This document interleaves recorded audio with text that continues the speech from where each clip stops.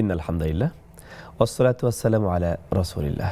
সম্মানিত দর্শক, বাংলাদেশ থেকে অথবা প্রবাস থেকে যে যেখান থেকেই বাংলা ভাষাভাষী যারাই এই পর্যায়ে এই মুহূর্তে নেক্সাস টেলিভিশনের পর্দায় আপনাদের প্রিয় অনুষ্ঠান বেকমেন্স বিস্কিস নিবেদিত ইসলামী জীবন বিধান দেখছেন, প্রত্যেককে জানাচ্ছি আন্তরিক শুভেচ্ছা, মোবারকবাদ এবং ইসলামী সম্ভাষণ।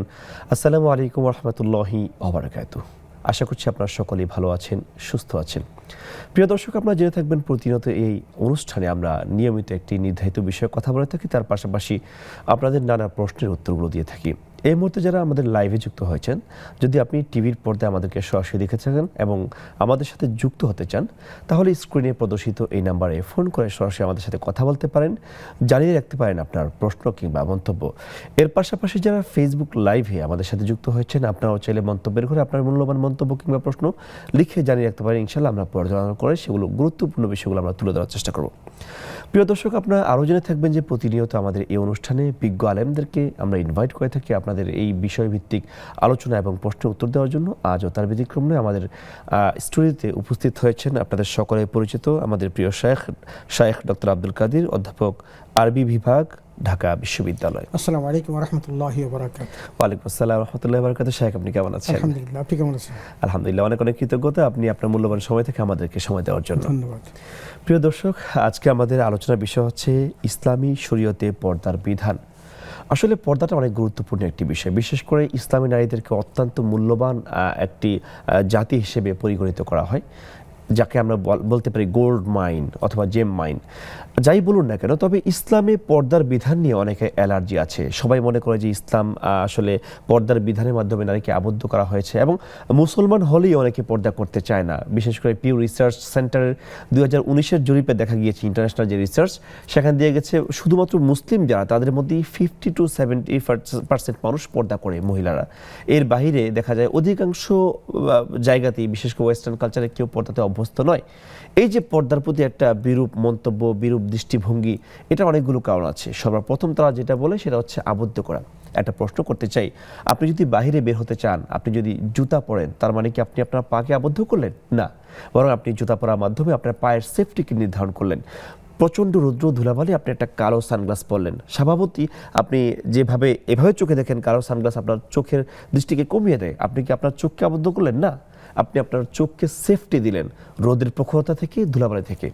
পর্দা কেন আসলো? পর্দা এসেছে যাতে নারীরা বের হতে পারে এবং তাদেরকে প্রোটেক্টেড করার জন্যই পর্দাটা এসেছে। আজকে এই বিষয়ে আমরা বিস্তারিত শুনবো স্যারের কাছ থেকে ইনশাল্লাহ। স্যারের কাছে প্রথমে জানতে চাই, ইসলাম আসলে কেন পর্দাকে এত বেশি গুরুত্ব প্রদান করেছে?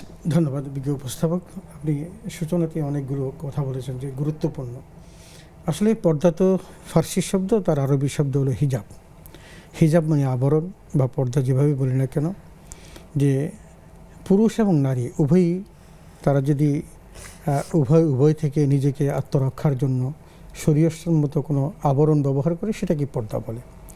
কারো কারো দৃষ্টিতে যে নারী তার অপরূপ সৌন্দর্যকে অন্য পুরুষের হাত থেকে বাঁচানোর জন্য যে ইসলামী বিধান বা ব্যবস্থা গ্রহণ করে থাকে, সেটাকে কিন্তু পর্দা বা আবরণ অথবা সেটাকে হিজাব বলা হয়ে থাকে।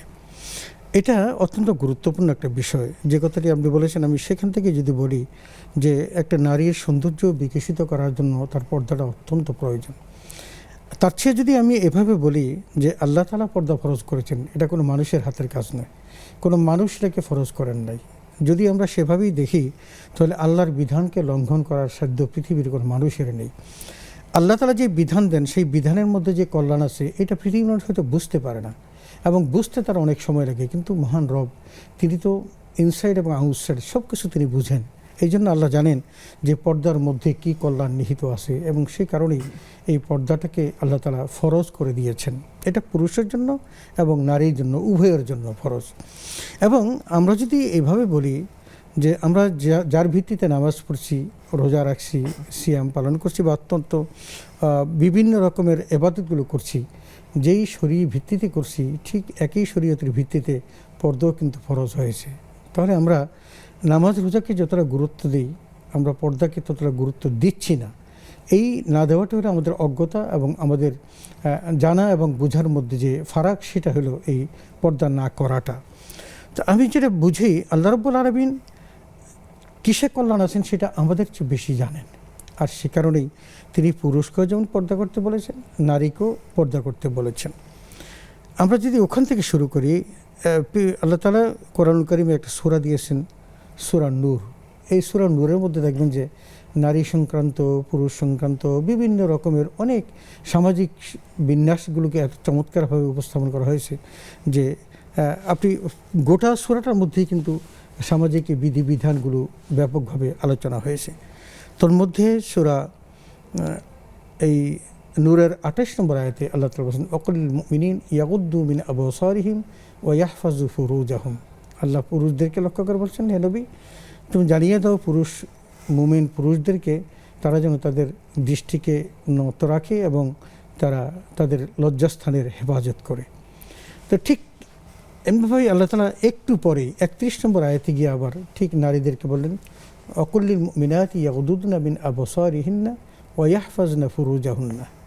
এবং নারীদেরকেও বললেন যে তারাও যেন তাদের লজ্জাস্থানকে হেফাজত করে এবং তাদের দৃষ্টিকে নিবন্ধ বা নিচের দিকে রাখে।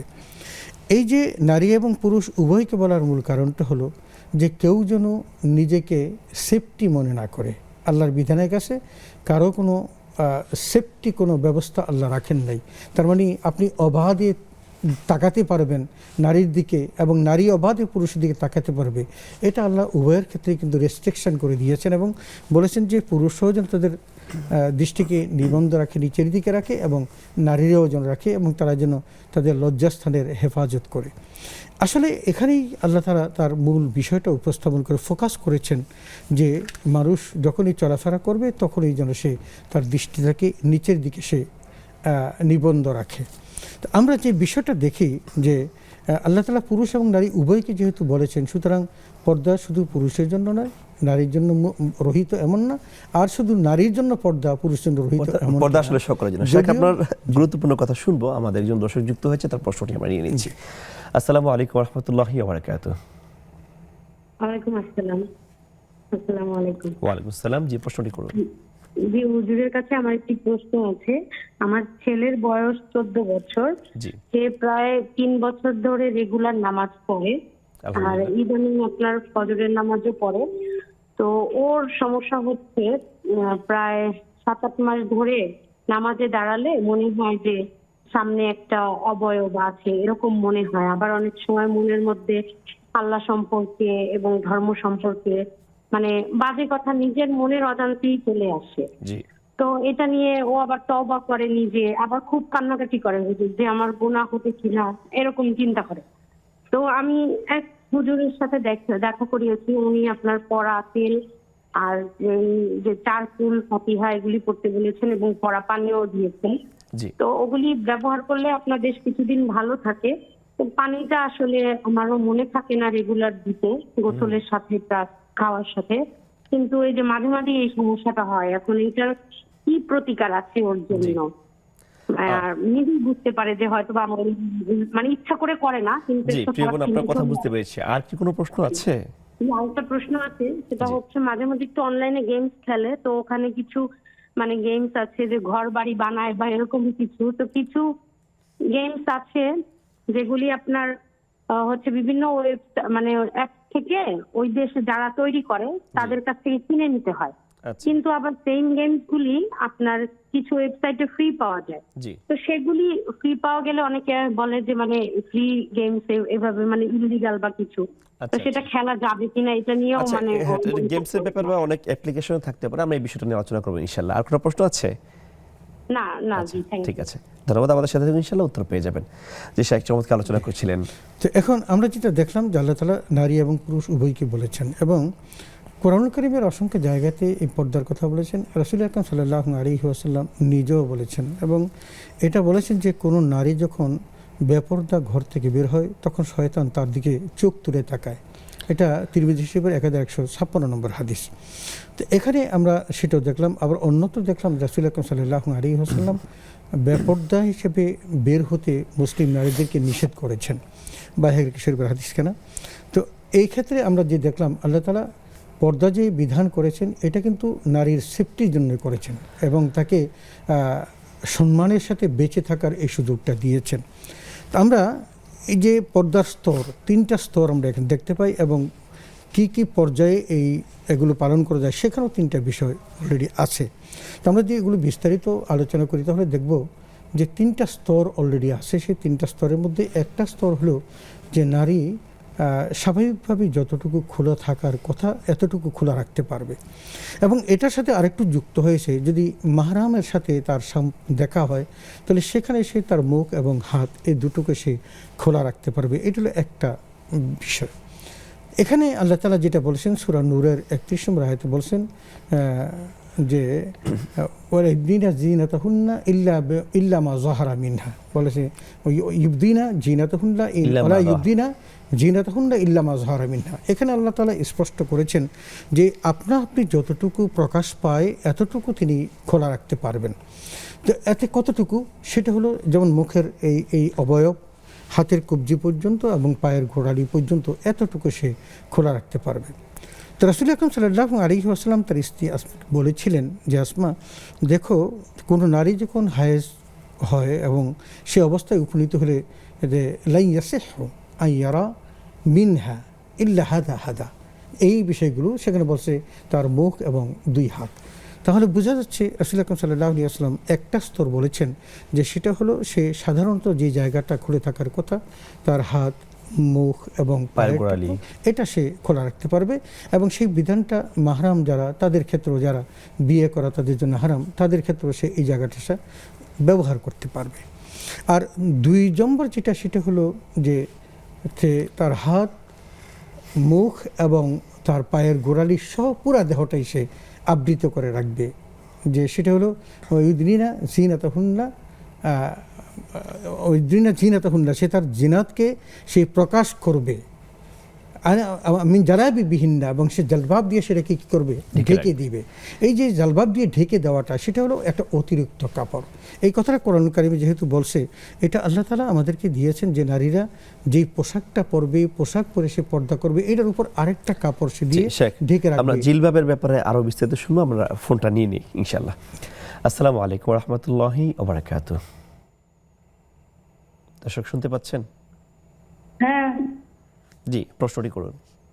আমার 2টা প্রশ্ন। আমার যে দোকানের অ্যাডভান্সের টাকার কি যাকাত দিতে হবে? আর আরেকটা প্রশ্ন হলো যে ঘর মর্গেজ রাখে ফ্ল্যাট, ওই মর্গেজের টাকার কি যাকাত দিতে হবে কিনা? আচ্ছা, ঠিক আছে, আপনার 2টা প্রশ্ন বুঝতে পেরেছি। ইনশাআল্লাহ আমাদের সাথে থাকুন, উত্তর পেয়ে যাবেন। আমাদের সাথে আরেকজন দর্শক যুক্ত হয়েছে, আমরা তার প্রশ্নটি নিয়ে নিচ্ছি। আসসালামু আলাইকুম ওয়া রাহমাতুল্লাহি ওয়া বারাকাতুহু। আমার প্রশ্নটা হচ্ছে যে এটা যে 15% হয়, সেই 15%টা কখন? জি প্রিয় বোন, আমরা বলুন, বুঝতে পারিনি। 15%টা কখন হয়? পুনঃপ্রচারটা এই অনুষ্ঠান, হ্যাঁ, এই অনুষ্ঠানের পুনঃপ্রচার মূলত আপনি ফেসবুকে পেয়ে যাবেন ইনশাআল্লাহ, এবং ইউটিউবে পেয়ে যাবেন। নেক্সাস টেলিভিশন ইসলামিক লিখে সার্চ করলে ইউটিউবে এবং ফেসবুকে দুটোতেই পেয়ে যাবেন ইনশাআল্লাহ। না আমি জানতে চাচ্ছিলাম যে এটা তো টিভিতেই হচ্ছে। আসসালামু আলাইকুম ওয়া রাহমাতুল্লাহি ওয়া বারাকাতুহু। সম্মানিত দর্শক, বিরতির পর আবার স্বাগত জানাচ্ছি ব্রেকপেন্স বিস্কিস নিবেদিত ইসলামী জীবন বিধান অনুষ্ঠানে। আমরা আলোচনা করছিলাম হিজাব নিয়ে, জিলবাব নিয়ে, চমৎকার আলোচনা শায়েখ করছিলাম। আমরা সেখান থেকে একটু শুনবো। শায়েখের কাছে জানতে চাই যে জিলবাব নিয়ে যে এক্সট্রা একটা কাপড়ের কথা বলেন, এটার কোরআনের ব্যাখ্যাটা আসলে কি? যে আসলে যে তাফসীরের ক্ষেত্রে যে কথাটি বলেছেন যে ইউদনিনা আলাইহিন্না মিন জালাবিবিহিন্না, এই জিলবাবের কথা যা বলা হচ্ছে সেটা হলো একটা তার যে দেহ পোশাক যে পরা আছে এর উপর আরেকটা জিলবাব মানে উপর দিয়ে কাপড় ছড়িয়ে দেওয়া। বিশেষ করে এটা তখন হয় তখন মানুষের দেহের অবয়বটা বোঝা যায় না, তার মানে মানুষের দেহের অবয়বটা যেন না বোঝা যায় এরকম একটা পোশাক পরিচ্ছদ পরাটাকেই জিলবাব বলা হয়। আপনি দেখবেন যে আমাদের দেশে এখন আল্ট্রা মডার্ন কিছু আছে, এই বোরকা আছে যেগুলোতে দেহের সমস্ত অবয়ব ফ্যাশনের অংশ হয়ে গেছে, এটা ফ্যাশনের একটা অংশ হয়ে গেছে। এটাকে আবৃত করার জন্য কিন্তু জিলবাবের ব্যবহারটা, এবং সেটা ঢিলে ঢালা হবে এবং সেটা দেহের পোশাকের চেয়ে একটু বাড়তি পোশাক হবে। এটাই তাফসীরের ক্ষেত্রে কিন্তু এরকম অনেকে যে দেখা যায় যে পোশাক খুবই প্রশস্ত, ঠিক আছে, তবে বিভিন্ন জায়গায় ডিজাইন করা একটু ফুল চুমকে, আসলে এটা কি বৈধ কিনা? এটা এখন আসলে এটা একটা আমাদের ফ্যাশনের অংশ, তো এটা আসলে শরীয়তসম্মতভাবে কিন্তু এটা ঠিক না। কিন্তু অনেকেই আছেন, আমার কথা হচ্ছে যে আমি তো পর্দা করছি অন্যের দৃষ্টি থেকে নিজেকে হেফাজত করার জন্য, সুতরাং এমন কোনো কিছু করবো না যাতে দৃষ্টি আবার নিবন্ধ হয় এবং আকৃষ্ট হয়। এই কাজটা কোনোভাবে করা যাবে না। এটা কোনোভাবে করা যাবে না।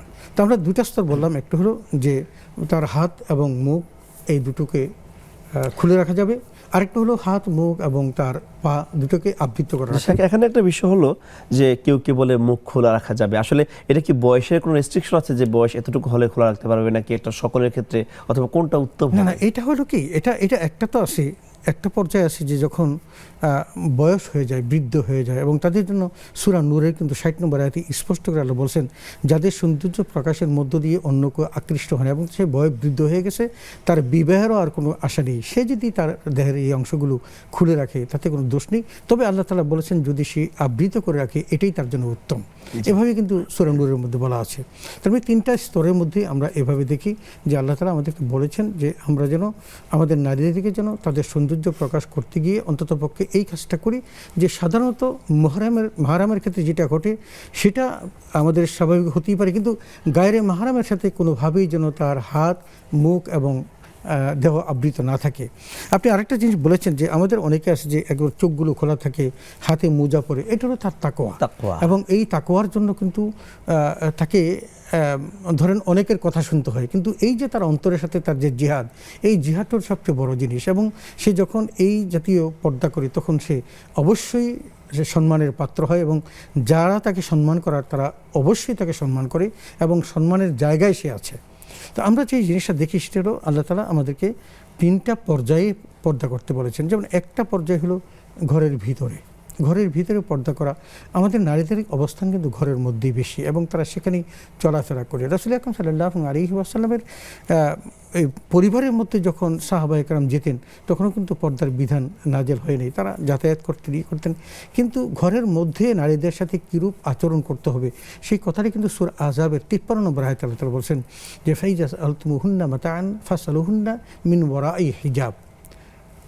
বলছেন যে এটা ফাইন আজকা মিন কুলুবিকুম ও কুলুবিহিন্না, যে তাদের এবং তোমাদের আতহারু কুলুবিকুম ও কুলুবিহিন্না, তোমাদের এবং তাদের অন্তরের মধ্যে সবচেয়ে পবিত্রতম জায়গা। তাহলে কি বলছেন সেখানে? আল্লাহ তাআলা বলছেন যে তোমরা যদি কোনো নারীদের কাছ থেকে কোনো কিছু চাইতে হয় তাহলে পর্দার বাহির থেকে চাইবে। এবং তারপর থেকে রাসূল আকরাম সাল্লাল্লাহু আলাইহি ওয়াসাল্লামের ঘরের মধ্যে পর্দার ব্যবস্থা হলো, তার বাহির থেকে উম্মাহাতুল মুমিনিনদের কাছ থেকে কোনো কিছু যখন চাইতেন পর্দার বাহির থেকে চাইতেন। চমৎকার ঘটনা বর্ণনা করছেন। আমাদের সাথে আরেকজন দর্শক যুক্ত হয়েছে, আমরা প্রশ্নটি নিয়ে নিচ্ছি ইনশাআল্লাহ।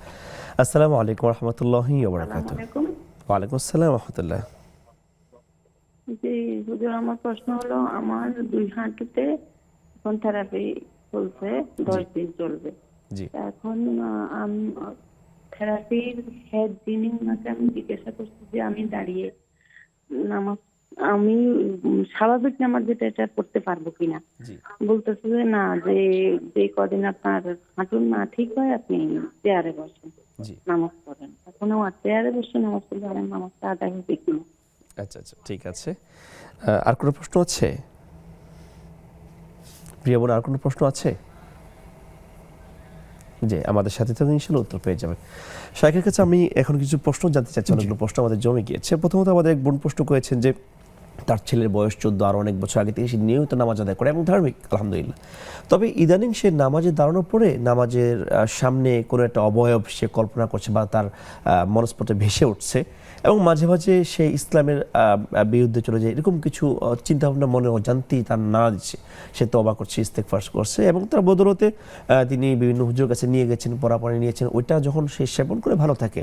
কিন্তু প্রশ্ন হলো এই যে একটা মানে চেতনা তার সৃষ্টি হচ্ছে, এটা গুনাহ হবে কিনা বা করণীয়টা কি? আসলে বিষয়টা এরকম যে সে যখন নামাজ শুরু করেছে, আমরা জানি যে ইন্না শাইতান লিল ইনসানি আদুউম মুবিন, শয়তান মানুষের প্রকাশ্য দুশমন। একটা ছেলে যখন এই বয়সে নামাজ পড়ে তখন নিশ্চয়ই শয়তান তার পিছনে প্রচণ্ড মেহনত করে, এবং তার মেহনতটা সে কার্যকরী করার জন্য তার উপর যে ক্ষমতা প্রয়োগ করে, সেই ক্ষমতা প্রয়োগ করতে গিয়ে কিন্তু তার সামনে বিভিন্ন আকৃতিতে সে উপস্থাপিত হয়। এবং এই বিভিন্ন আকৃতি দেখে সে যখন, আমরা যেটা বুঝতেছি এই কারণ সে কিন্তু ডাইভার্ট হয়ে যাচ্ছে, সে যেহেতু নামাজের মধ্যে ছিল এখন নামাজ থেকে আস্তে আস্তে সরে যাচ্ছে, তাহলে বোঝা গেল যে তার এই আকর্ষণটা শয়তানের মাধ্যমে হচ্ছে এবং শয়তানই এই কাজটা করেছে। এখন এই ক্ষেত্রে যেটা করণীয় সেটা হলো এই যে তাকে শয়তানের ওয়াসওয়াসা থেকে বাঁচিয়ে রাখার জন্য তাআউযাতাইন, যেটা সূরা ফালাক এবং সূরা নাসের যে আমলটা ফজর এবং মাগরিবের পর, এই আমলটা তাকে করানো উচিত এবং সেটা করতে হবে। আর এটা করলে সে ঠিক থাকবে। এবং আমি এটা বুঝি যে এটা করার মধ্য দিয়ে সে একদিক থেকে শয়তান ওয়াসওয়াসা থেকে বাঁচবে, আরেক দিক থেকে তার হৃদয়ের মধ্যে এই অনুভূতি জাগ্রত করতে হবে যে শয়তান আমাকে কোনোভাবেই যেন প্রলুব্ধ করতে না পারে, সঠিক পথ থেকে বিচ্যুত করতে না পারে। এখন যদি তার উপর প্রবল আকার ধারণ করে, তাহলে কিন্তু সে তো শয়তানের কবজার মধ্যে চলে যাবে। এই জন্য তার মা বাবা বা আত্মীয় স্বজনের মধ্যে যারা আছেন, তারাও যেন মাঝে মধ্যে তাকে এই বিষয়গুলো বুঝায় যে তুমি কোনোভাবেই শয়তানকে প্রশ্রয় দিবে না। কিন্তু আমরা দেখছি যে ক্রমান্বয়ে সে নামাজি ছিল, কিন্তু নামাজের বাইরে চলে যাচ্ছে। এই বিষয়টা একটা উদ্বেগজনক বিষয়, এবং এটা যদি তারপর প্রবল হয়ে যায়, তখন সে একসময় হয়তো নামাজ ছেড়ে দিতে পারে। এটা কোনোভাবে করা যাবে না, এবং সেই জন্য তার পরিবারের লোকজনের সতর্ক থাকতে হবে। উনি আরেকটা কথা বলেছেন যে যখন সে আমল করে তখন ভালো থাকে। হ্যাঁ, এটা ঠিক, যখন আমল করে সে ভালো থাকে। যখন আমল করার পর যখন দেখবে যে শয়তান ব্যর্থ হয়ে যাচ্ছে, তখন কিন্তু শয়তানও একসময় কি হবে, তার কাছে সরে যাবে। সুতরাং সেই কাজটা দেয় করা উচিত। চমৎকার সমাধান দিয়েছেন। আমাদের সাথে আরো কয়েকজন দর্শক যুক্ত হয়েছেন। আসসালামু আলাইকুম ওয়া রাহমাতুল্লাহি ওয়া বারাকাতুহু। আসসালামু আলাইকুম। ওয়া আলাইকুম আসসালাম ওয়া রাহমাতুল্লাহি ওয়া বারাকাতুহু। ওয়ালাইকুম আসসালাম। জি, বোন, প্রশ্নটি করুন। হুজুর, আমার 3টা ছোট ছোট প্রশ্ন। জি, বলুন। জি, অনেক সময় ফজরের সালাত পড়তে তাসবিহ পড়তে পড়তে হচ্ছে হারাম ওয়াক্ত শুরু হয়ে যায়, সেক্ষেত্রে তাসবিহ বাকি থেকে গেলে আর পড়া যাবে কিনা? আচ্ছা আচ্ছা, আর প্রশ্ন? আর একটা প্রশ্ন হচ্ছে যে মাঝে মাঝে আমি ঈশার সালাত অসুস্থতার কারণে 4 রাকাত পড়ি ফরজ, আর বেতের সালাতও পড়ে ফেলাই, মাত্র 1 রাকাত পড়ি। এটা হবে কিনা, তাই তো? আর কোনো প্রশ্ন আছে? কোনো সুন্নত নফল কিছু পড়ি না, মাঝে মাঝে এটা হয়। আচ্ছা আচ্ছা, আর কোনো প্রশ্ন হচ্ছে? আর একটা প্রশ্ন হচ্ছে যে অনেক সময় নামাজে রক্ত চলে গেলে আমার হচ্ছে হার্টবিট বেড়ে যায়, আমার খুব ভয় করে। আচ্ছা আচ্ছা, ঠিক আছে। আপনার 3টা প্রশ্ন বুঝতে পেরেছি, আমাদের সাথে ইনশাআল্লাহ উত্তর পেয়ে যাবেন। আমাদের সাথে আরো দর্শক যুক্ত হয়েছেন। আসসালামু আলাইকুম ওয়া রাহমাতুল্লাহি ওয়া বারাকাতুহু। জি, প্রশ্ন করুন।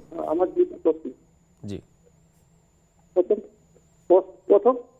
প্রথম প্রশ্ন হচ্ছে যে মানুষ মারা যাওয়ার পরে কবরস্থানে মানুষকে রাখা হয়, কিন্তু আমি যতটুকু শুনেছি যে মরার পরে রুহুটা আল্লাহর কাছে ওটা বন্দি করা হয়। জি, তাহলে কবরে যে আযাবের কথা বলা হয়, এই বিষয়টা একটু যে মানে কিয়ামত পর্যন্ত আযাব হয়, বিষয়টা একটু ক্লিয়ার জানতে চাই।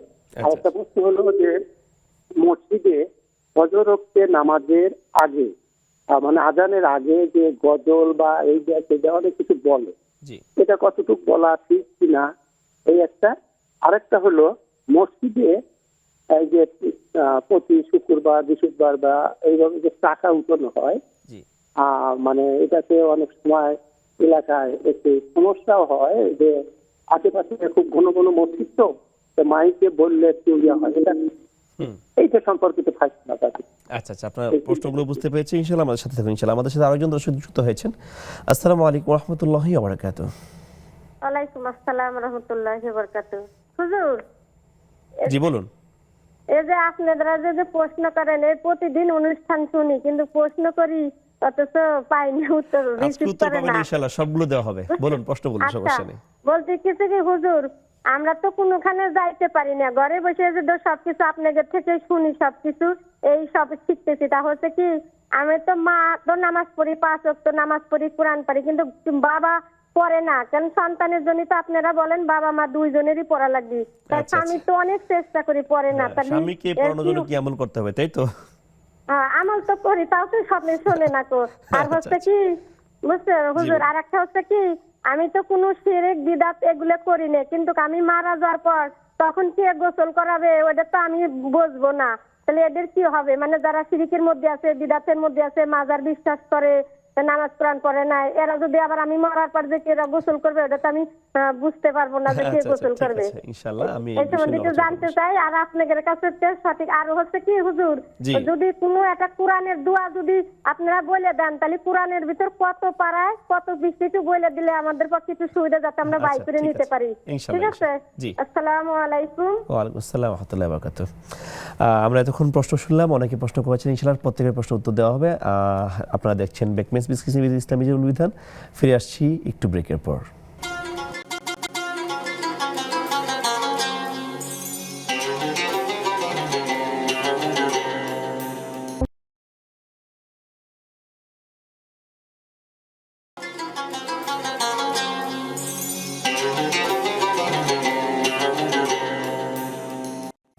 আসসালামু আলাইকুম রহমতুল্লাহি ওয়া বারাকাতুহু। সম্মানিত দর্শক, আপনাদেরকে আবারও স্বাগত জানাচ্ছি বেকমেন্স বিস্কিস সিমিদিত ইসলামী জীবন বিধান অনুষ্ঠানে। আমরা আলোচনা করছি আপনাদের প্রশ্নগুলো নিয়ে। এই পর্যায়ে শেখের কাছে আমি সরাসরি চলে যাচ্ছি। এক বোন প্রশ্ন করেছেন যে অনেক সময় ফেসবুকে বিভিন্ন অ্যাপস পাওয়া যায় অথবা বিভিন্ন ওয়েবসাইটে অ্যাপস পাওয়া যায়, যেটা মূলত যেমন ধরেন আমরা মাইক্রোসফট ওয়ার্ড, এক্সেল, অ্যাক্সেস এগুলো ব্যবহার করছি, বাট মাইক্রোসফট কিন্তু আমরা পে করছি না। দেখা যায় কম্পিউটার দোকান থেকে বা বিভিন্ন ওয়েবসাইট থেকে ডাউনলোড করে ইউজ করছে। অনেক গেমস, অনেক অ্যাপস, অনেক কিছু এইভাবে ব্যবহার হচ্ছে আসলে।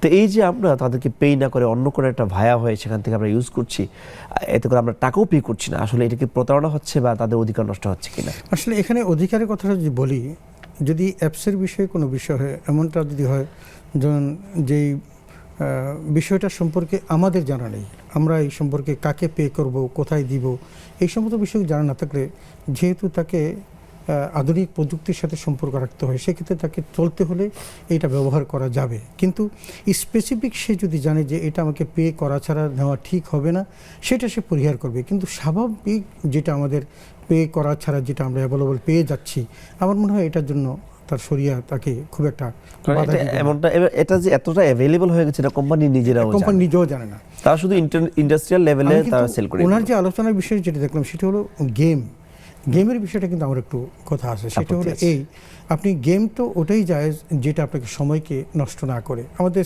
সন্তানগুলো, আমি আমার ফ্যামিলির মধ্যে আমি আমার ছেলেকে দেখেছি, তারা যখন গেমে আসক্ত হয় তখন ঘন্টার পর ঘন্টা চলে যায়। এটা অত্যন্ত খারাপ এবং এতে করে তার দুইটা জিনিস, একটা মেধাবী শক্তি নষ্ট হচ্ছে, তার সময় অপচয় হচ্ছে, লেখাপড়ার দিকে সে মনোনিবেশ করছে না, সে কমনে ড্রিল হয়ে যাচ্ছে এবং ড্রাইভার হয়ে যাচ্ছে অন্যদিকে। সুতরাং এটাকে কোনোভাবেই সঠিক বলা যাবে না এবং এটা পরিহার করতে হবে এবং তাকে ওই জায়গাতে কোরআনের পড়া বা ইসলামিক বই অধ্যয়ন করা, এই সমস্তগুলো শিক্ষা দিতে হবে। আমরা যদি সেটা দিতে পারি তাহলে তার জন্য তার ভবিষ্যতে চলার পথ উন্মুক্ত হবে, সরা মোতাবেক জীবনকে সে গঠন করতে পারবে। তা না হলে কিন্তু সে এই খেলায় আসক্ত হয়ে গেলে একসময় দেখা যাবে এই খেলা ছাড়া সে বাঁচতে পারছে না। কিছু কিছু গেম এরকম আছে। আমাদের সাথে আরেকজন দর্শক যুক্ত হয়েছেন। আসসালামু আলাইকুম রহমতুল্লাহি ওয়া বারাকাতুহু। আসসালামু আলাইকুম। ওয়া আলাইকুম আসসালাম রহমতুল্লাহি ওয়া বারাকাতুহু। আমি কক্সবাজার থেকে বলছিলাম। জি বলুন। জি আমি জানতে চাইছিলাম আমাদের একটা বিল্ডিং আছে আপনার, জি ওই বিল্ডিংটা মানে ডক্টর চেম্বার করার জন্য চাচ্ছে আর কি। তো ওরা আমাদের ডক্টরের চেম্বার মানে ক্লিনিক করার জন্য আর কি। জি জি জি। তো ওরা আমাদেরকে মানে জামানত হিসাবে, অস্থায়ী জামানত হিসাবে 2 কোটি টাকা দেবে। জি। তো ওই টাকা দিয়ে আমরা উপরে মানে আমরা কাজ আরো 2-3 টাকা করবো। জি। তো এখন ওরা যে টাকাটা দেবে ওইটা তো জামানত হিসাবে আমাদেরকে দেবে। জি। এখন আমি কি ওই টাকাটা কি আমরা ব্যাংকে রেখে আমি লাভ মানে খেতে পারবো কিনা, অথবা ওই টাকা দিয়ে আমি উপরে কাজ করতে পারবো কিনা, বা কিভাবে করলে আমার জন্য হালাল হবে, ওইটা একটু জানতে চাচ্ছিলাম। আচ্ছা আচ্ছা, ঠিক আছে, আপনার প্রশ্ন বলতে পারছি। আমাদের সাথে আরেকজন দর্শক যুক্ত হয়েছেন। আসসালামু আলাইকুম রহমতুল্লাহি ওয়া বারাকাতুহু। আসসালামু আলাইকুম। ওয়ালাইকুম আসসালাম। জি বলুন, প্রশ্ন করুন। আমি চট্টগ্রাম থেকে বলতেছি। জি জি বলুন। আমি তো মনে করেন এশারের নামাজ বিকেলের পরে, বিকেল নামাজের পরে জি আলহামদু ইউলডা নিয়ে বান্ধে আলহামদু আয়াতুল কুরসি, জি আয়াতুল কুরসি বলছো যে আমাকে আয়াতুল কুরসি দোয়া কুনুত করলে আলহামদু পড়তে হবে না, উল্টা নিয়ে বান্ধে আলহামদু পড়তে হবে না, দোয়া কুনুত করলে হবে। আর অনেক জনে বলে যে আলহামদু দোয়া কুনুত করতে হবে। 2 নম্বর মধ্যে আমি ওযু করতে গেলে মানে উন্না রাখি কি ওযু বানালে ওযু কি ভেঙে যাবে নাকি ওযু থাকবে? ঠিক আছে, বুঝতে পেরেছি। আমাদের সাথে ইনশাআল্লাহ ওয়ালাইকুম আসসালাম রাহমাতুল্লাহি ওয়া বারাকাতুহু। শাকির কাছে জানতে চাই যে দোকানে অ্যাডভান্স নেওয়ার ক্ষেত্রে যে টাকাটা অ্যাডভান্স পাওয়া যায়, এই টাকাটা যাকাত হবে কিনা? আসলে যখন অ্যাডভান্স দিয়ে দেয় দোকানের মালিকানা, তখন তার টাকার মধ্যে চলে আসে। এই টাকার যতটুকু তার ইউজ হচ্ছে সেটা তো তার ইউজের মধ্যে হচ্ছে, বাকি যেটা থাকবে সেটার মালিকানা যখন সে থাকবে তখন অ্যাডভান্সের টাকা তো এটা আবার তাকে ফেরত দিতে হবে। যদি তাকে অ্যাডজাস্ট করে দেয় যে আমার বেতনের ইয়ার সাথে প্রতি মাসের ইয়ার সাথে এটা চলে যাবে, সেটা হলো এক নিয়ম। আর যদি এটা ফিক্সড তার কাছে থাকে এবং পরবর্তীতে তাকে যদি আবার ফেরত দিতে হয় তখন কিন্তু সে দেনা হিসেবে থাকবে, এবং যখন সে ক্যালকুলেট করবে তখন এটাকে তার হিসাব থেকে মাইনাস করে রাখবে। কিন্তু তার এই অ্যাসেটটা তখন হিসাব করা হবে। অ্যাসেট যদি হিসাব না করে তাহলে সম্পদ কিন্তু তার দ্বিগুণ হয়ে যাবে। সুতরাং এভাবে হিসাব করে যখন সে ওই যেটা অ্যাডভান্স নিয়ে এসেছেন সেই অ্যাডভান্সটা মাইনাস করে দিয়ে সম্পদটা জাকাত ইয়া করে ক্যালকুলেট করে তারপর সে ওটা জাকাত দিয়ে দিতে হবে। যদি বাড়ি বন্ধক রেখে ব্যাংক থেকে লোন নেওয়া হয় বা টাকা নেওয়া হয় সেই টাকাটার জাকাত আসলে বন্ধকের ক্ষেত্রে কিন্তু এটা শরী দৃষ্টিকোণ থেকে জায়েজও নাই এবং শরীভাবে এটাকে হালাল বলা হয় নাই। আমরা চেষ্টা করব এটা পরিহার করার জন্য, এবং বন্ধক রেখে সম্পদ যখন অর্জন করা হয় তখন সেই সম্পদ যদি সে কোনো কাজে লাগানো হয়, ধরেন সে একটা বাড়ি করার জন্য একটা বন্ধক রাখলো আর একটা সে ফ্ল্যাট কিনলো বা অন্য কিছু করলো, যদি সে ব্যবহার করে থাকে তাহলে কিন্তু তার বন্ধকের টাকাটা ওখানে যতটুকু ইনভলভ হয়েছে এইটা সে তার ফিক্সড টাকা থেকে যত টাকা সে আর্ন করেছে এবং যত টাকা ফিক্সড সে ব্যবহার করেছে এটা মাইনাস করবে, বাকি যে টাকাটা থাকবে সেটার উপর সে জাকাত দিয়ে দিবে। জি শেখ, আরেকটা কথা হচ্ছে যে এক বোন প্রশ্ন করছেন অসুস্থ অবস্থায় তার হাঁটুতে থেরাপি চলছে এবং ডাক্তার বলেছে যে না সে দাঁড়িয়ে নামাজ পড়তে পারবে না, চেয়ারে নামাজ পড়ছে, এই মুহূর্তে চেয়ারে বসে নামাজ পড়লে হবে কি না? যদি সে ইসলামিক দৃষ্টিকোণ থেকে এই বিষয়টি বলে থাকে এবং এমন ডাক্তার যে সে ইসলামিক জ্ঞান রাখে তাহলে কিন্তু সে ফলো করতে পারবে, কারণ এতে করে তার হয়তো শারীরিক অসুস্থতা আরও বেড়ে যেতে পারে। এই জন্য তার বসে নামাজ পড়াটাই উত্তম, এবং সেটা যদি কোনো মুসলমান ডাক্তার বলে থাকে তাহলে সেটাকে ফলো করা উচিত। ফেসবুকে ফাতেমাতুজ জোহরা নামে তিনি প্রশ্ন করেছেন যে বাবা মা তাকে দত্তক নিয়েছে বা এখন বাবা মা মারা গিয়েছে, তিনি কি বাবা মার জন্য দোয়া করতে পারবেন কিনা, এবং ওই বাবা মায়ের সন্তান যারা আছে তারা কি আসলে মাহরাম কিনা, সরাসরি দেখা করা যাবে? আসলে বিষয়টা একটা জটিল আবার জটিলও না। জটিল হলে এই ক্ষেত্রে আসলে যখন সে দোয়া করে হাত তুলে যখন দোয়া করবে তখন সে যার বাবা মা যারা তারা অরিজিনাল বাবা মা তাদের জন্য কিন্তু দোয়াটা হবে। এখন তার কাছে যদি সম্পদ থাকে তাহলে স্পেসিফিক সেই সম্পদগুলো যদি তার এই যারা তাকে লালন পালন করেছে তাদের নামে যদি সে খরচ করে তাহলে নিশ্চয়ই এটা পুষবে, এটা না পোষার কোনো কারণ নেই। কিন্তু তিনি যখন বাবা মা হিসাবে যখন ওই আসল বাবা মাকে সে সম্বোধন করবে দোয়া তো ওখানেই যাবে, যদিও সে লালন পালন করে এইটা একটা তাদের নাম উল্লেখ করে দোয়া করতে হবে। আর 2 নম্বর হলো তার যে ভাই আছে যারা এরা কিন্তু তার প্রকৃত ভাই না। প্রকৃত ভাই যদি না হয় বালেগা হওয়ার পর কিন্তু ভাইয়ের সাথে বোনের সম্পর্ক এটা গায়রে মাহরামের মতো হয়ে যাবে এবং তার সাথে তার দেখা করাটা একেবারেই নাজায়েজ হয়ে যাবে। ঠিক ভাইয়ের যদি ভাই বোনের মধ্যে যেরকম সম্পর্কটা থাকার কথা সেরকম থাকবে না, তাদের সাথে বিচ্ছিন্নতা থাকবে এবং সেখানে মাহরাম এবং গায়রে মাহরামের যে তাফাররুকাতটা এইটা অবলম্বন করে চলতে হবে, পর্দা করে চলতে হবে।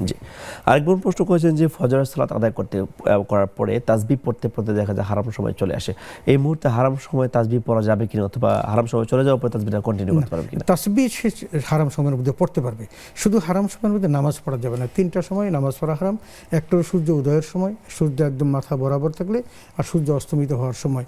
এই 3 সময় নামাজ পড়া যাবে না, কিন্তু অন্য যে কোনো কাজ করা যাবে, এটা শরীয়তে কোনো নিষেধ নেই। অসুস্থতার কারণে অধিকাংশ সময় দেখা যায় যে ঈশার সালাত আদায় করে এবং ভিত্তিতে আদায় করে সুন্নত নফল তেমন একটা পড়ে না, মাঝে মাঝে এই ঘটনাটা হয়ে থাকে, এতে কোনো সমস্যা? আসলে এটা অনেক সমস্যা। আমি সমস্যা বলছি এই কারণে, কেউ যদি আসেন তার অসুস্থতা বশত তিনি যদি এই কাজটা করেন তাহলে তিনি হয়তো আল্লাহর দরবারে মাপ পাইতে পারেন, কিন্তু সুস্থ শরীরে এই কাজটা করা কোনোভাবেই ঠিক হবে না। কেন হবে না? দেখুন, আল্লাহ তাআলা যেই বিষয়টি আমাদেরকে দিয়েছেন, ইন্নাস সালাতা তানহা আনিল ফাহশাই মুনকার, তো নামাজ আমি অন্যায় গর্হিত কর্ম থেকে বেঁচে থাকার জন্য নামাজ পড়ছি, কিন্তু আমি নামাজের সুন্নত পড়ছি না, নফল পড়ছি না। আল্লাহ তাআলা কোরআনুল কারিমে যেই বিধানটা দিয়েছেন সেই বিধানের মধ্যে শুধু ফরজটাই আমার কাউন্টেবল, কিন্তু অন্যগুলো কি কাউন্টেবল না? আমি যদি বলি আপনার নফল ইবাদতটা এটাও কিন্তু ফরজ। কেন ফরজ? রাসূল আকরাম সাল্লাল্লাহু আলাইহি ওয়াসাল্লাম বলেন, আউয়ালু মা ইউহাসাবু বিহিল আবদু ইয়াউমাল কিয়ামাতি আস-সালাহ, কাল কিয়ামতের মাঠে সর্বপ্রথম নামাজের হিসাব হবে। নামাজের হিসাব করে বান্দার যখন ফেরেশতা দেখবেন যে পরিপূর্ণ হয় না, আল্লাহকে বলবেন যে তোমার বান্দার পরিপূর্ণ নামাজের হক আদায় হয় নাই, তখন আল্লাহ বলবেন তার এই জাতীয় আর কোনো ইবাদত আছে কিনা দেখো। তাহলে সেই ইবাদতটা কোনটা? এই নামাজ, এই নামাজের মধ্যে নফল নামাজ, সুন্নত নামাজ, এই সমস্ত নামাজগুলো আপনি একসময় দেখবেন যে আপনার এই নামাজ যে পড়েছেন সেই নামাজের হয়তো 60% নামাজ আপনার কবুল হয় নাই। তাহলে এগুলোকে আপনি মার্জনা করার জন্য আপনার যদি যথেষ্ট পরিমাণ নফল ইবাদত না থাকে তাহলে কি করবেন? তখন তো আপনার জন্য আর কোনো উপায় থাকবে না। এই জন্য আমরা যেন নফলের প্রতি গুরুত্ব হই। বিশেষ করে রাসূল আকরাম সাল্লাল্লাহু আলাইহি ওয়াসাল্লাম যেটা হাদিসে কুদসিতে এসেছে, রাসূল আকরাম সাল্লাল্লাহু আলাইহি ওয়াসাল্লাম বলেছেন যে আল্লাহ তাআলা বলেছেন যে বান্দা যখন নফল ইবাদত করে তখন সেই বান্দার নফল ইবাদতের মধ্য দিয়ে আমি তাকে ভালোবাসতে শুরু করি এবং সেই ভালোবাসার পর্যায়টা এমন হয় যে তার জবান আমার জবান হয়ে যায়, যে দিয়ে সে বলে, তার পা আমার পা হয়ে যে পা দিয়ে সে চলে, তার হাত আমার হাতে যে হাত দিয়ে সে স্পর্শ করে। তাহলে আল্লাহর একদম প্রিয় বান্দা হওয়ার জন্য নফল ইবাদত কত গুরুত্বপূর্ণ চিন্তা করে দেখুন। সময়ত দর্শক, আপনারা দেখছেন বেকমেন্স বিস্কিটস নিবেদিত ইসলামী জীবন বিধান। সময় হয়েছে বিরতিতে যাওয়ার, ফিরছি বিরতির পর।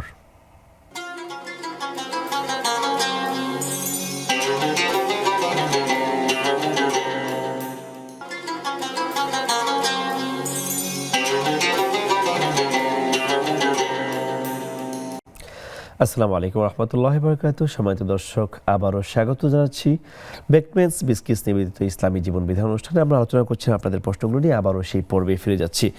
শাইখের কাছে এবার জানতে চাই, এক ভাই প্রশ্ন করেছেন যে মৃত্যুর পরে মানুষের রূহ তো আল্লাহর কাছে চলে যায়, তাহলে কবরে যে আযাব হয় এটা কিভাবে হয়? আসলে কবরে আযাব সত্য, কিন্তু আমরা দেখি না, এটা বাস্তব সত্য।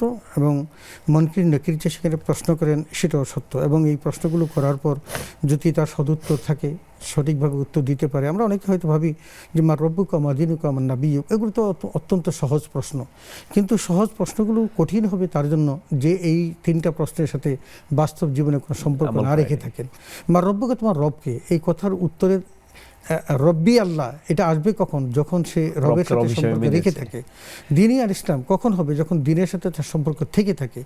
আর নবী মুহাম্মদ সাল্লাল্লাহু আলাইহি ওয়াসাল্লাম তখনই বলতে পারবে যখন রাসূল আকরাম সাল্লাল্লাহু আলাইহি ওয়াসাল্লামের সুন্নতের সাথে বা রাসূলের সাথে সম্পর্ক রেখে থাকে। তা না হলে শত চেষ্টা করলেও সেখানে কিন্তু তার নিজের মন গড়া কোনো কিছু বলার সব রূহ আল্লাহর শুধু বলবে কাছে চলে গেলে কি আবার ব্যাক আসে? ব্যাক তো অবশ্যই কবরে তাকে ফেরানো হয়। এবং সেখানে রাসূলের অসংখ্য হাদিস আছে, কবরে ফেরানো হয়, তাকে প্রশ্ন করা হয়। এবং এই প্রশ্নের উত্তরগুলো যদি সঠিক হয় তাহলে তার জন্য জান্নাতের বিছানা হয়, তার জান্নাতের সাথে সম্পর্ক তৈরি করা হয়। আর যদি তার উত্তরগুলো যদি নেগেটিভ হয় তাহলে তার আযাব এখান থেকে শুরু হয়ে যায়। শেখ, আরেকটা প্রশ্ন হচ্ছে, আজানের আগে অনেক মসজিদে গজল বা বিভিন্ন প্রকার অ্যালার্ম দেওয়া হয়, আসলে এটা বৈধ কিনা? আচ্ছা, এটা বৈধ, ওই সময় বৈধ যখন শবে সাদেকের পরে হয়।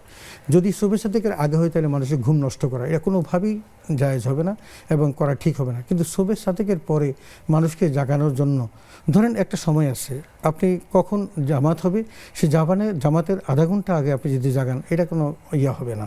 কারণ একটা মানুষের জামাতে অংশগ্রহণ করার জন্য যতটুকু প্রস্তুতির প্রয়োজন সেটা জন্য আধা ঘন্টা সময় তার লাগে। সে ঘুম থেকে উঠবে, পেশাব পায়খানা করে সে উজু করে পবিত্র হয়ে মসজিদে যাবে, এই সময়টুকু পূর্ব পর্যন্ত তাকে জাগানো এটা শরিয়া সম্মত, এতে কোনো অসুবিধা নেই। কিন্তু এর আগে যদি করা হয়, বিশেষ করে শবে সাদেকের আগে, তাহলে তার ঘুম নষ্ট করার জন্য সে কিন্তু দায়ী হয়। ওই আজানের আগে অনেকে গজল গায় হালকা করে বিভিন্ন, এগুলো যদি শবে সাদেকের পর হয় তাহলে আচ্ছা জি। তারপর হচ্ছে মসজিদে মাইকে এলান করে টাকা ওঠানো, যে 10 টাকা দেন 5 টাকা দেন, একজন বলেছেন আসলে এটা দৃষ্টিকটু কিনা বা কিভাবে দেখেন? আসলে দৃষ্টিকটু কিনা এটা তো যে রাস্তার পাশে বসে হয়ে করা হয়, এটা আমাদের সমাজে একটা অহরহ একটা রেওয়াজ হয়ে গেছে। আসলে কিন্তু আল্লাহর ঘর মসজিদের জন্য এত চাওয়া লাগে না। একজন কমিটির লোক তারা নির্ধারণ করে যে আমি মসজিদটাকে এই পর্যায়ে নিতে চাই, এটা বাস্তবায়নের জন্য আল্লাহ তাআলা সাইয়্যিবিল্লাহ ওয়া রাহমাতুল্লাহ মিনাল্লাহ, শুধু চেষ্টা করলে যথেষ্ট, আল্লাহ তাআলা এই জায়গায় পৌঁছিয়ে দিবেন। সুতরাং আমরা যেহেতু অন্ততপক্ষে মসজিদে বাইতুল্লাহিল হারাম, মসজিদ নববী দেখছি, এগুলোতে হাজার হাজার কোটি ডলার এখানে ব্যয় করা হয়েছে। আল্লাহর ঘর মসজিদ এগুলো বা পৃথিবীর কোথাও কিন্তু পড়ে থাকে নাই, একদম আস্থা কুড়ে ঘরটাও দেখা যায় অট্টালিকা হয়ে গেছে। সুতরাং আল্লাহ সেখানে ব্যবস্থা করে দেন, এই জন্য রাস্তার পরে বসে বসে মানুষ দৃষ্টিকটু একটা বিষয়। যে আরেক বোন প্রশ্ন করেছেন যে তিনি অনেক চেষ্টা করেন স্বামীকে আমলে নিয়ে আসার জন্য, যেহেতু সন্তানকে ভালো করতে গেলে বাবা মা দুজন ভালো হওয়া উচিত। উনি নিয়মিত নামাজ করেন কিন্তু ওনার স্বামীকে কোনোভাবেই বুঝিয়ে দোহার টেওয়া করে কোনোভাবেই ম্যানেজ করা যাচ্ছে না। এখানে উনি রেসপন্সিবল না, আমি যতটুকু বুঝি উনি অন্তত এইটা উনি দায়মুক্ত। তবে তার স্বামীকে বোঝানো এটার দায় ছিল, এখান থেকে সে মুক্ত হয়ে গেছে। আর বাকি যেটা সে শরিয়া সম্মত যে বিষয় ছিল, কুল্লুকুম রাইন ও কুল্লুকুম মাসুন রাইয়াতিহি, প্রত্যেকেই দায়িত্বশীল এবং প্রত্যেকে তাদের নিজ নিজ দায়িত্ব সম্পর্কে জিজ্ঞেস করা হবে। সেই ক্ষেত্রে স্ত্রী কিন্তু তার স্বামীর দায়িত্বের অন্তর্ভুক্ত। সুতরাং স্ত্রী যদি নামাজ না পড়তো, পর্দা না করতো, তাহলে সেটা কিন্তু দায়বদ্ধ ছিলেন স্বামী। কিন্তু স্বামী যদি না করে, তাকে বোঝানোর পর স্ত্রী কিন্তু সেই জন্য দায়বদ্ধ হবে না, সে তার দায়িত্ব থেকে মুক্ত হয়ে যাবে। তিনি প্রশ্ন করেছেন যে মারা যাওয়ার পরে আসলে গোসলটা কে দিবে, এটা তো আমরা জানি না।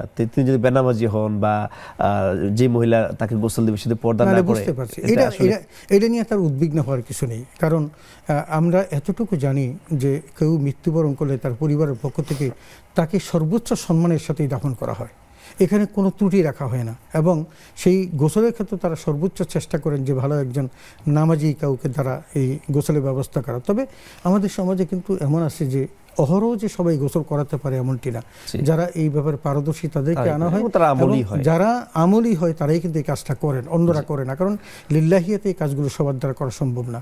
এই জন্য তার চিন্তা করার প্রয়োজন নেই। আশা করি তার পরিবারের পক্ষ থেকে ভালো মানুষ দিয়ে তাকে জি। এই দাফন কাফনের ব্যবস্থা করা হবে। কক্সবাজার থেকে আমাদের এক ভাই জানতে চেয়েছেন যে তার ভবনের মধ্যে ডাক্তারদের চেম্বার হবে, 2 কোটি টাকার মতো জামানত দিবে তারা। তো এটা দিয়ে কি তিনি সংস্কার করলে ভালো হবে নাকি ব্যাংকে মজুদারকে ভালোবাসি কিভাবে ব্যয় করতে না, পারবে? উনি তার ব্যয় করার জন্য যতগুলো এফর্ট আছে প্রত্যেকটা সে ইউজ করতে পারে। যেমন মনে করেন সে যদি এই বিল্ডিংটা আর একটু বড় করবে, যদি এটা ফাউন্ডেশন এরকম থাকে সে বড় করতে পারে, ওইটাকে আরও ডেকোরেশন করতে পারে। ওই ডাক্তারদের তারা যেহেতু এখানে বসবে, এখানে তার জন্য আরও ভালো কিছু ব্যবস্থা তারা সেই ডেকোরেশন করে বা সেখানে অ্যান্টেরিয়াম করে বিভিন্ন ব্যবস্থা করে সে করে দিতে পারে। আর বাকি যেটা সে থাকবে এটা তারা সে নিজের ব্যবহারের জন্য সে ইউজ করতে পারে, কোনো সমস্যা নেই। কারণ এটা অ্যাডভান্সড হলো একটা সিকিউরিটি। এই সিকিউরিটি না থাকলে সে হয়তো দেখা গেলো যে 10 লাখ টাকা তার প্রতি মাসে গিয়ে এরকম 3 মাস আটকে গেলে অনেক টাকা আটকে যাবে। এর জন্য সিকিউরিটি তাকে নিতেই হবে এবং সেটা ব্যবহার করে তার জন্য জায়েজ আছে। জি, আরেক বোন প্রশ্ন করেছেন যে ওড়না রেখে যখন অজু করবে বা অজু করার পরে ওড়নাটা একটু সময় রাখলে আসলে অজু চলে যায় কিনা, নামাজ পড়তে পারবে? না, এতে নামাজের কোনো ক্ষতি হয় না। অজু ভঙ্গের কারণের মধ্যে এটা নেই। তবে এটা যেন অন্য পুরুষ না দেখে, কারণ এখানে পর্দার খেলাফ হলেই কিন্তু আপনি গুনাহের কাজ হয়ে যাবে এবং সেটা করা যাবে না। জি, মোটামুটি আমাদের সবগুলো প্রশ্ন আমরা টাচ করেছি। শাকির কাছে একদম সংক্ষেপে জানতে চাই যে অনেক জায়গায় পর্দাকে নর্মালাইজ করা হয়েছে, যে ছোটবেলা থেকে ওরা একসাথে খেলাধুলা করেছে বা চাচাতো ভাই জানাতো ভাই একসাথে বড় হয়েছে, তো এখন ওদের মধ্যে কি পর্দা, ওরা তো একজন আরেকজনকে ভাই বোনের মতো দেখে। এই যে নর্মালাইজেশন করা হচ্ছে, যারা করছে বা বড়রা ফোর্স করে করছে, পর্দা না করলে দেখা যায় যে বাড়ির মধ্যে কিসের পর্দা, এখানে কিসের পর্দা, এই যে কটু কথা বলছে এবং এটা করে অনেকে মনে কষ্ট পাচ্ছে বা একটা ফ্যামিলির মধ্যে একটা পারিবারিক দ্বন্দ্ব সৃষ্টি হচ্ছে, এটা আসলে এটা সম্পূর্ণ অজ্ঞতা। কারণ রাসূল আকরাম সাল্লাল্লাহু আলাইহি ওয়াসাল্লাম স্পষ্ট করে বলেছেন যখন কোনো নারীর হায়েজ হয় তারপর থেকে বলেছেন যে তারপর থেকে লা ইয়াসিহু আইয়ারা মিনহা ইল্লা কাদা ওয়া কাদা, ইল্লা কাদা কাদা দিয়ে বলেছেন যে ইল্লা হাদা ওয়া হাদা, বলছেন যে তার হাত এবং মুখ। তার মানে রাসূল স্পষ্ট করে দিয়েছেন যখন সে কি হবে, যখন সে বালেগা হয়ে যাবে তারপর থেকে সে তার এই মুখমণ্ডল এবং হাতের কবজি ছাড়া কিছুই সে দেখাতে পারবে না। এটা সে তার যত কাছের হোক না কেন এবং যত নিকটতম হোক না কেন, যখন সে বালেগা হয়ে যাবে তখন তার জন্য পর্দার বিধান চালু হয়ে যাবে। এটা একদম ম্যান্ডেটরি, এখানে কোনো ছাড় দেওয়ার কোনো সুযোগ নেই, সে যত কাছেরই হোক না কেন। একটা জিনিস আমি যদি বলি, রাসূল আকরাম সাল্লাল্লাহু আলাইহি ওয়াসাল্লামের একজন সাহাবী ছিলেন উম্মে মাকতুম যখন রাসূলের বাড়িতে আসলেন তার 2 সহধর্মিণী সেখানে ছিলেন এবং নবীজি তাদেরকে বললেন যে তোমরা সরে যাও। তখন তারা আর্গুমেন্ট করলেন যে উম্মে মাকতুম তো অন্ধ, সে তো আমাদেরকে দেখে না। তো নবীজি বললেন সে দেখে না কিন্তু তোমরা তো তাকে দেখো। তাহলে বোঝা গেল যে একজন অন্ধ ব্যক্তি তাকেও কিন্তু দেখাটা নারীর পক্ষে রাসূল আকরাম সাল্লাল্লাহু আলাইহি ওয়াসাল্লাম নিষেধ করেছেন। তাহলে আমাদের শরীয়তের বিধানটা কি?